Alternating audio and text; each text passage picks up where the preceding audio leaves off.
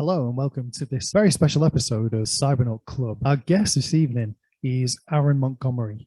Aaron is the co-founder of Carlots, a company based in America.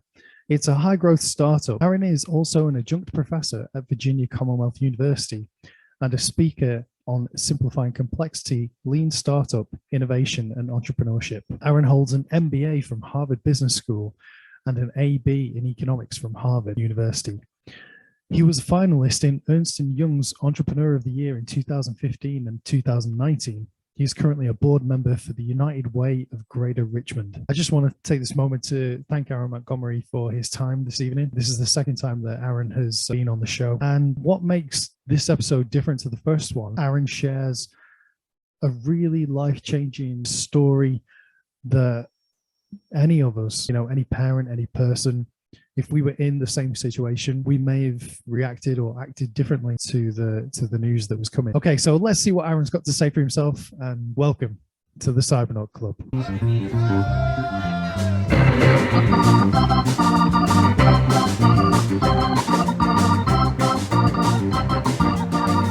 Hey, Paul, how are you?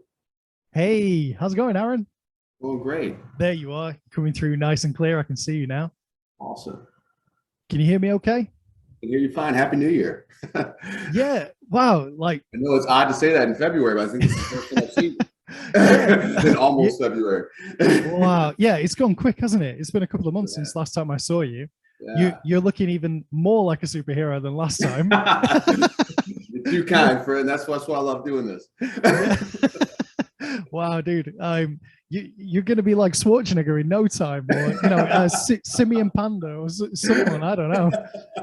Beast, absolute beast.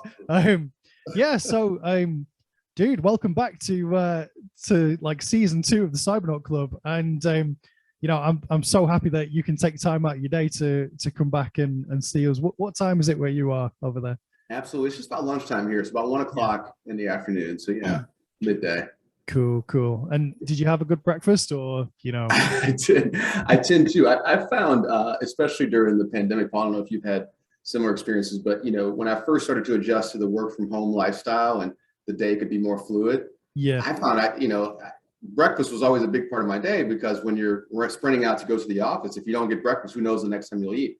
But when I had to work from home, I can eat whenever I want. And then the downside of that is you literally eat whenever you want. So I learned not only do I have breakfast, but it's a hallmark of my day. It's cliche to say it's the most important meal of the day, but for me, it definitely is. Well, I found during the lockdown that that I actually lost weight, because I was able to sort of manage what I was eating better until it got to like around Christmas. So like I'm working, and then there's just, when you're in the office around Christmas, people are bringing in cakes and chocolates and biscuits like every day.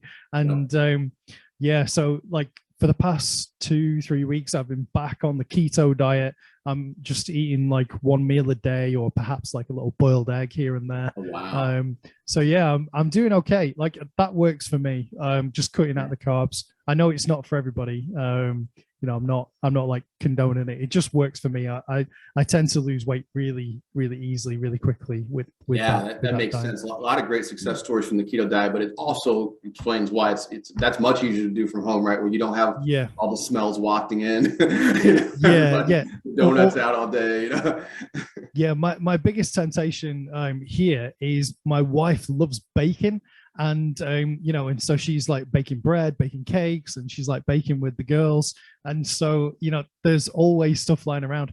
But like when I'm on the keto diet, I don't have any cravings for sweet stuff at all. Wow. So yeah, it really, like if I start eating carbs, I'm almost like a drug addict. Like I need that next carb, I need that next sugar or sweet or crisp or something. But when I'm just eating meat, I'm pretty much only meat, like almost carnivore diet. That's awesome. I'm cool. I don't don't need anything. Yeah. So yeah. Anyway, yeah. Happy New Year. I can't believe you caught me off guard when you said that. It is the new year, isn't it? So what have you been up to since last time? A lot of the same old, but one of the things that I'm super excited about that I've been able to spend more time on this year is really helping people to kind of pull together all their thoughts of the last couple of years. You're seeing a lot of the effects of it with the Great Resignation, with the spike in entrepreneurship and solopreneurship. You're seeing, a growth in even formats like this, and people using platforms, engaging in platforms like podcasts and blogs and vlogs and reels and stories and TikToks more often, more effectively.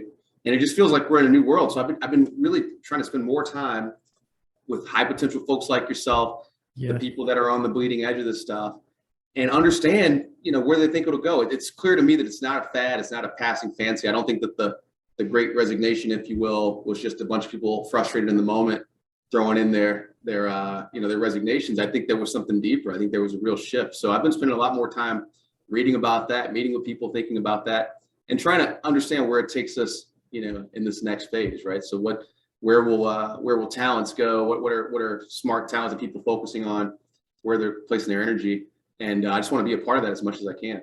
Yeah, that's really awesome to hear. And like in relation to that exact concept that you were talking about, where there was the Great Resignation and people are looking for something more meaningful and deeper. I actually heard, I think on a different podcast, that the Renaissance came after a very sort of similar situation. Like I think it was like after the Black Death in Europe, and then because those people were kind of locked down and they had more time to think and more time to be isolated, they that's when all of the great art started to come out and all of the great engineering wonders in in the world. And so I think we're maybe we're seeing like a digital renaissance or something, like a 21st century renaissance. I think you're right. I mean, it's in art and literature. I mean, Newton and Berlioz created calculus during a lockdown. I mean, like a lot of great things come from when you have time to just sit and process and rethink. And it also, I think it exposes some of the folly of some of the busyness of what you're involved in, where you're basically, we're all stuck in a room with our own thoughts for an extended period. And you get to look back and say, I don't know that I care so much about some of these things. And some of them I don't think I want to take into whatever the new normal is. This won't be a part of it. Yeah. So, and one of the things that I noticed in the past couple of weeks was you've been doing a lot of public speaking. So what I wanted to talk to you about today, or sort of to rehash and go over, was the speech that you did. Was it at a university you were inspiring the next generation of students? Yeah. It was a National Honor Society meeting, and it was a bunch of high school students. These are students. This is one of the top 3 or 4 ranked high schools in the country. And this is a message that I typically have with folks, all right, just people that, you're in your career, you have a sense of what's going on, but this audience I thought could handle it. And the message was, it really ties exactly what we're talking about, is to learn to listen to your own voice, to have some sense that, while you can take this long view of life and imagine yourself once everything already happens, the only thing you actually have in life is right now. Like, this is it. Like, this is your whole moment, and you need to start living, being more present.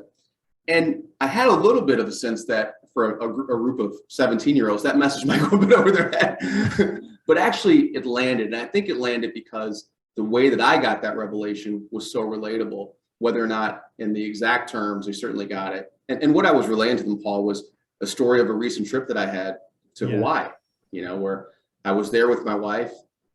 And I was actually there speaking. I was invited out by a client and said, listen, come out, stay the week. We only need you one night. Bring your wife, enjoy your time. Yeah, have a holiday, like taking the sun. Right? And And I remember every single day of that trip, I was telling my wife, what an extraordinary blessing this is. Like, here we are, all expenses paid, our first trip to Hawaii, at least together. And, all you got to do is show up for one night. And this is, this is all of, like, this is it. Like, this is awesome.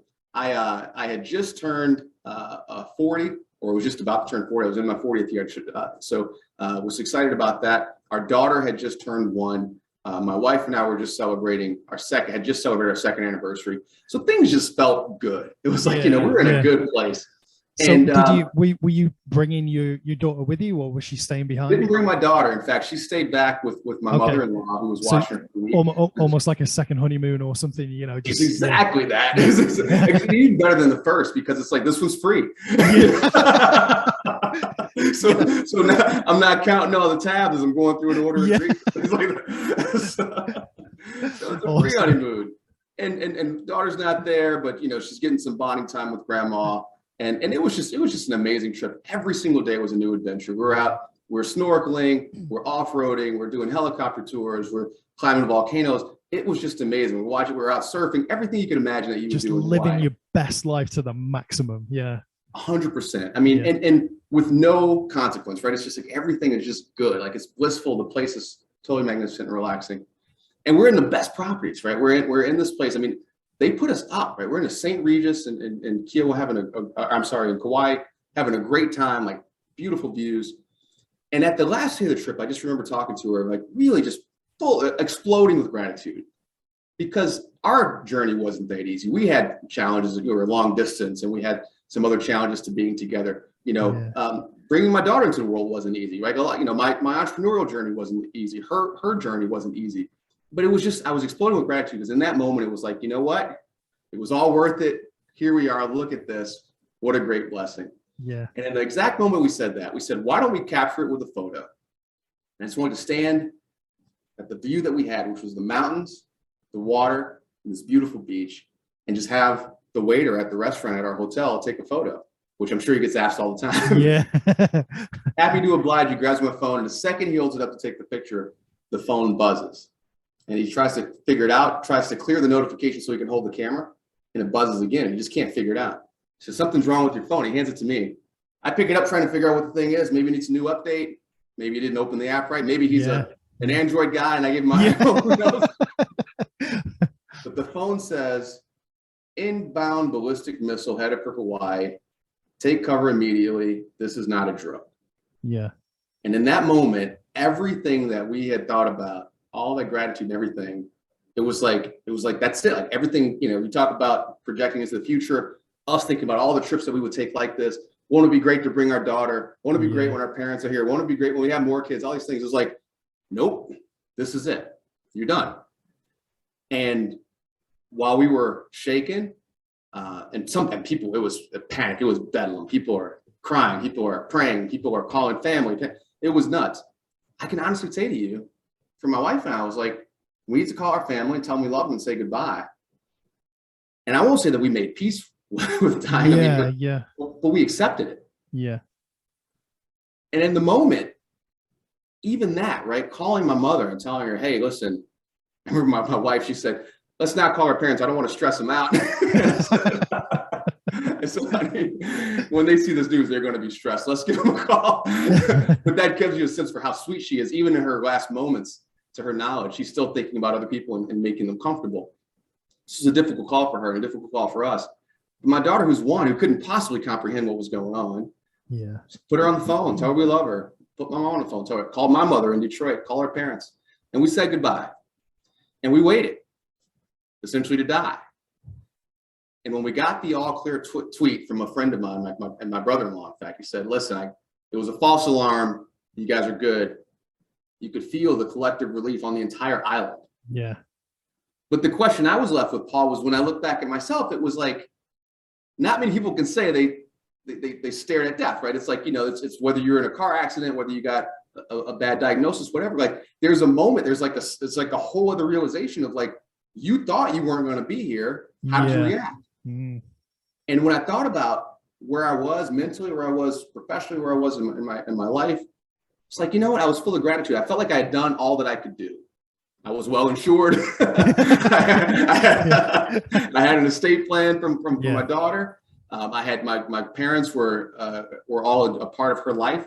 My family was whole. I'd done all that I could do at work. I didn't have any regrets, but I said, but there are things I would do differently. And now I can't unknow that, right? Now I have to, I'm going to say yes more often. I'm going to press in hard. I'm going to do more, but I'm going to do it knowing that moment could happen again. It could be a diagnosis. It could be something like you don't have any control over that. Yeah. So with that knowledge, what do you do? Yeah. Right. We never know, like when, we never know when it's our time. At all. So we can't be complacent and sit in our bedrooms and play video games and kind of hate life because we're not doing anything, because we're not making anything happen for ourselves. You can't be complacent, and you can't spend all your time trying to chase that thing that you think is going to make you happy one day. Yeah. Because one day may never come. So in the moment, you have to realize that whoever you want to be, you just need to start being, right? Like attract more of the things to you instead of spending all your time barreling down. Because I did not want to go after that moment. I'll never want to go. Like the last moment and my daughter has no recollection of who I am because I never spent time with her, even in that 1 year, right? There's no photographs. There's nothing. It's like he was never here. All he left you was a few dollars. I never wanted to be that friend who was like, man, it's a shame that Aaron's gone. I can't remember the last time I talked to him, but he was a good guy, right? The guy, who never picked up the tab, the guy who never remembered your birthday, the guy who said, I don't want to be any of those things. Not that I was, but but it reminded me that those things, those touches, right? The picking up the phone, the sending the thank you cards, the remembering people's birthdays, the being around on holidays, the vacation with your family. That stuff, in the end, that's kind of all that matters. It's like that's within a generation or two, no one's going to know you anyway. True. So at a minimum, like all these big lofty goals, like do your hustle, do that, be successful in whatever that means for you. But for me, it grounded me in a totally different way. Wow, that is one hell of a story. I can't imagine all of the complex emotions that you and your wife together were both feeling at that time, especially like being a father and being separated from your daughter, and she's so young. That for me, that would have been the hardest thing. Like, I've got 2 young daughters as well. So I've got a 2.5-year-old and a 10-month-old. So I can kind of I can relate to when I go to work, I'm heartbroken. Never mind like being in a different state and then having that threat coming towards you. I remember it on the news, and I remember seeing videos of people panicking and also for a little while not knowing whether it was real or not. Right. Worldwide. So it was nuts because when you're there, like everybody on the island got the same alert. So your normal, you go through your normal pattern, right? Of like, you want to debunk, right? Anything. If you got a bad diagnosis from your doctor, let me get a second one. Like you want to figure, you don't just take it at face value. Yeah. We got our text, and by the time I'm reading it, everybody else is looking all around like, oh, so that's going on in the room. So like, okay, so that legitimizes it. I go to TMZ and all the places I think will break the news, and they got like sirens and stuff, because I think I saw that on the news that there was there sirens and announcements like that were going on, giving you instructions. Some of the bigger islands, because they got the same alert, so it's like it's real to them too. The only people who knew was the guy that did it by mistake and his superiors. So as soon as they can get the word out, then fine. But if you're in Honolulu, if you're near Pearl Harbor, maybe you heard air horns. It was just that kind of. But the whole afternoon, like the entire state was out crushing Mai Tais, playing outside, surfing, like doing it extra. Because they had this collective sigh of relief. And I'm like, what was different for me, Paul, was that doesn't expire. like it's like a sigh of relief to that. But the reality is whether or not by a ballistic missile, we are all going to die. Nobody gets out alive. Jim Morrison said that, right? Nobody here gets out alive. That's Jim Morrison. That's the deal. That's the deal. And so I don't want to leave my daughter here either. But if things work out the way I hope, and she lives longer than I do, I will at some point. You know what I mean? And that was the hard part. That was as a 39-year-old, I don't know that I'd wrestled with mortality that way until then, as in such stark terms.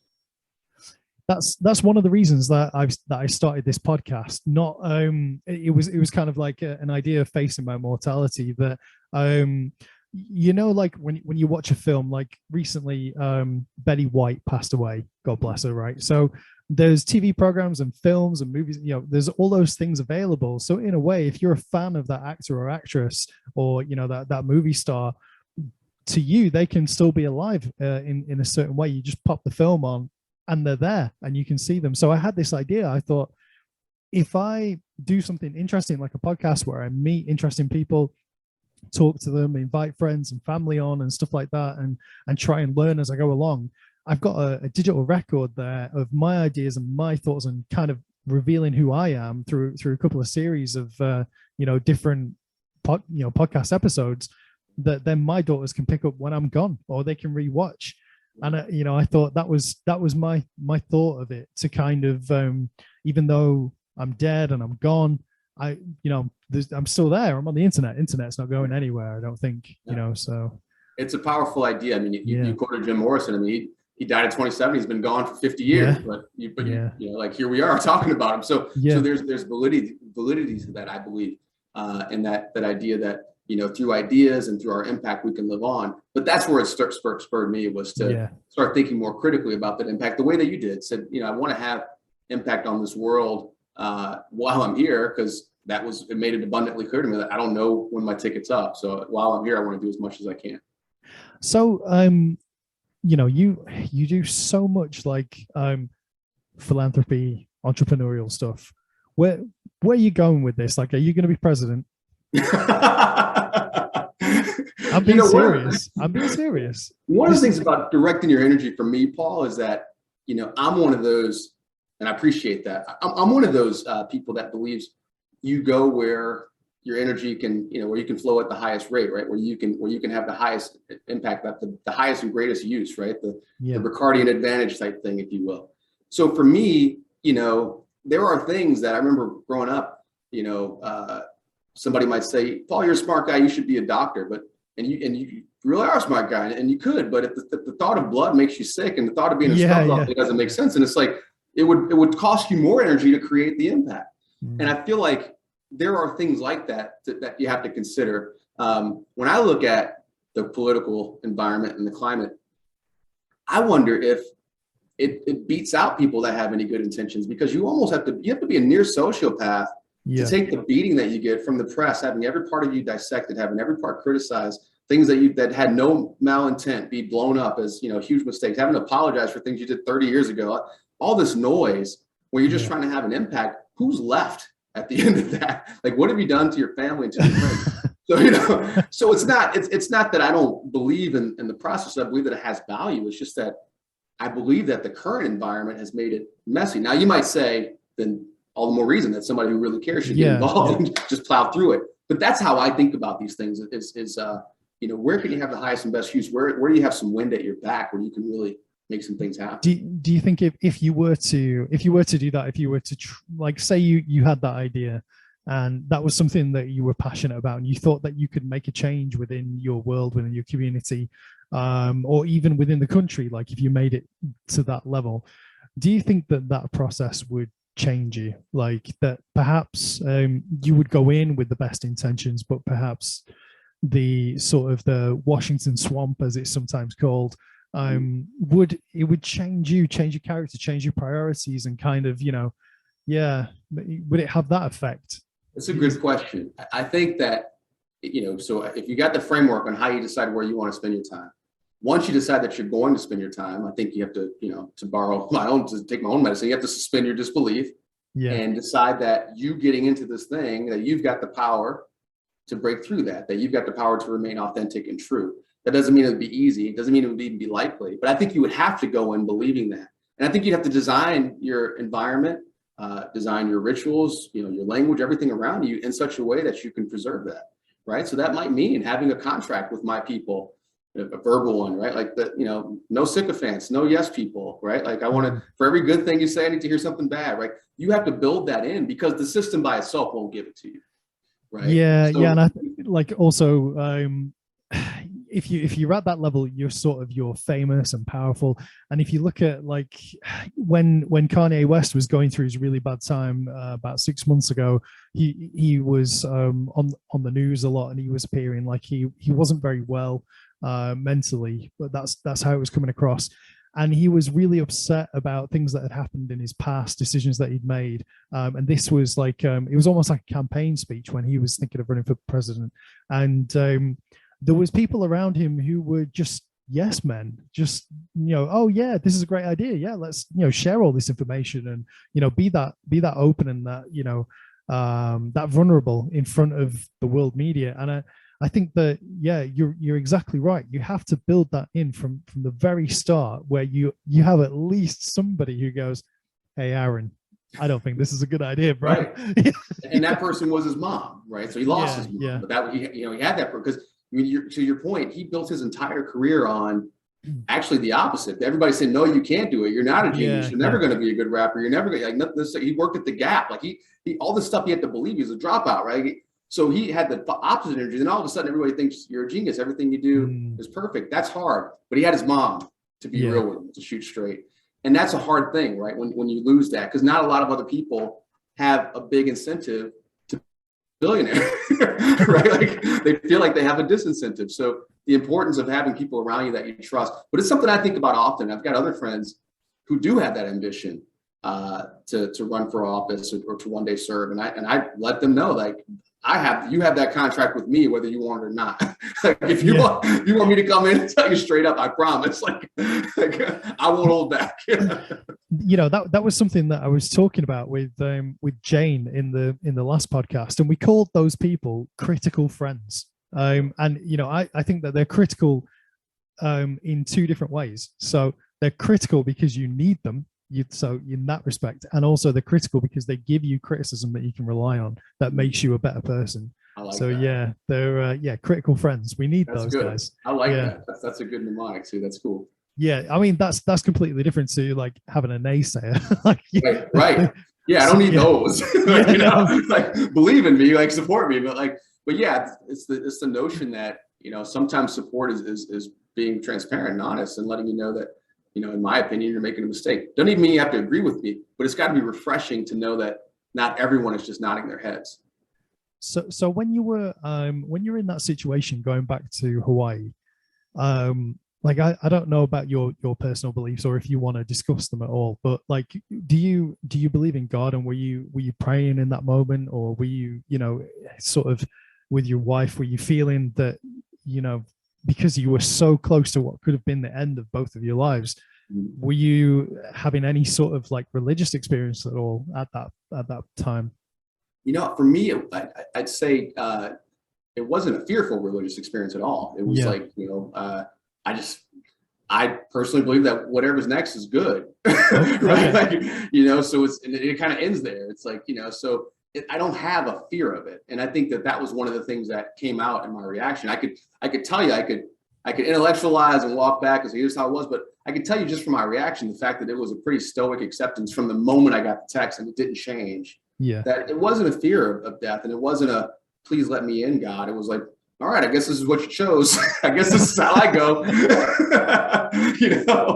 that was it. So, if there is a religious experience, it's more the expression of gratitude, which I think is something that, as I live beyond that moment, that's more my religious expression, is just, gratitude and living life to the fullest while I'm here. But in that moment, it was pretty stoic acceptance.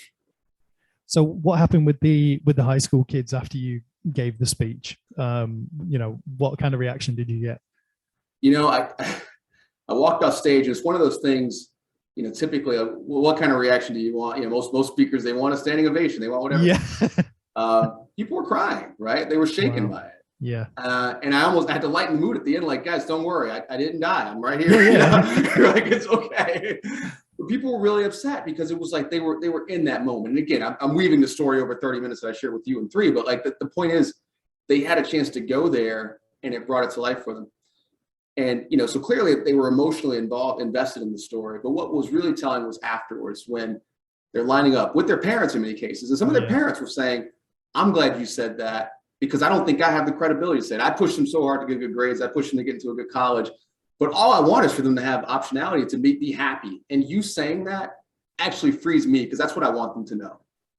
And these students who felt a lot of pressure, I mean, these are people that, they have really high expectations. They want to go to top colleges. They plan graduate studies. They've already got this thing sketched out by the time they're 15. They felt freer and say, like, I want to have these conversations with my parents that maybe I don't want to be a neurologist. Maybe I want to, right? I don't want to be a neurosurgeon. They can start thinking about that and having those conversations today in a healthy, safe space. And that's what it was worth. For me, at the end of the day, as long as I could have that, it was meaningful.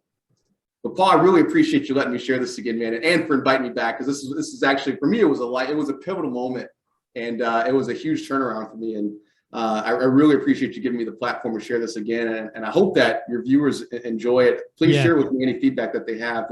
But again, thanks so much for having me back. This was awesome. I really enjoyed the last time. Let's do it again. We'll do it again. Yeah, for sure. No worries. So awesome. You got to go. You're a busy guy. That's I appreciate it. I think we did a little bit longer than last time, because I I felt really bad, like, because I kind of, I was under pressure and we had that world record thing going on. And then I was like, oh, Aaron, hey, why don't you come? Like, you're in on the Power MBA, let's go. And then you were like, yeah, okay, because you've got that thing going on. And so then you came, and then it was all very confusing and very weird, wasn't it? I was sat there watching it. I had my drinks ready. I was waiting for the organization to get together. And yeah, it was good. It was different, but it was good to it was good to say I was a part of a world record. So I'll take that. Okay, man. Well, I really appreciate it, and thank you so much for coming back. And yeah, you'll come back again. Like, you're welcome anytime. I'd love to get to know more about you, and get to know more about your projects next time, and that sort of thing. Pleasure was mine, Paul. Thanks so much, and take care. Buddy. Take care. See you later. See you. Bye.